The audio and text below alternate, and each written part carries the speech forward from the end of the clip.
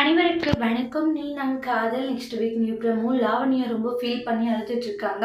அவ்வளோதான், இனி வந்து ராகவ் மன்னிக்கவே மாட்டான், எல்லாமே போயிடுச்சு அப்படின்னு சொல்லிட்டு ஃபீல் பண்ணி அழுதுட்டு இருக்காங்க. அப்போ போயிட்டு லாவண்யா கிட்ட பேசுறாங்க சுந்தரி. என்னாச்சு லாவண்யா? அவ்வளோதான், இல்லாட்டி இனிமேல் எந்த காரணத்தை கொண்டுமே வந்து என்கிட்ட பேசவே மாட்டான், இல்லை ராகவ் வெறுத்து ஒதுக்கிட்டான்ல அப்படின்ட்டுலாம் ஃபீல் பண்ணிக்கிட்டு இருக்காங்க.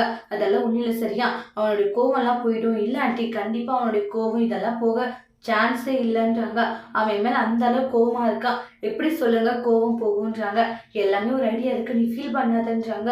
மறுபடியும் அப்பயும் அவனும் ஒன்று செஞ்சுட்டாங்க. ஆனால் அதை என்னால் ஏற்றுக்க கூட முடியல ஆண்டி, எனக்கு அதுதான் ரொம்ப கஷ்டமா இருக்குன்றாங்க. நீ ரொம்ப கவலைப்படாத அப்படின்னு சமாதானப்படுத்துறாங்க. இங்க ராகவ் பயங்கர யோசனையில இருக்காங்க. அப்படி என்னாச்சு? என்ன சார் ரொம்ப யோசனையில் இருக்கீங்க? அதெல்லாம் ஒன்றும் இல்லை, என்னாச்சுன்னு சொல்லி கேட்கவும், லாவண்யா ஒரு நல்ல ஒரு ஃப்ரெண்டு, ஆனால் அவள் வந்து இப்படி ஒரு விஷயத்த பண்ணுவான்னு நினச்சி கூட பார்க்கல நானுன்றாங்க. இந்த அளவுக்கு கேவலமான ஒரு விஷயத்த பண்ண பார்த்துருக்கா.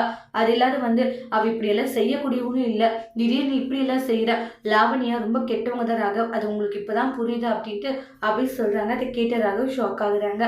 அதோட இந்த ப்ரமோவை முடிச்சிருக்காங்க.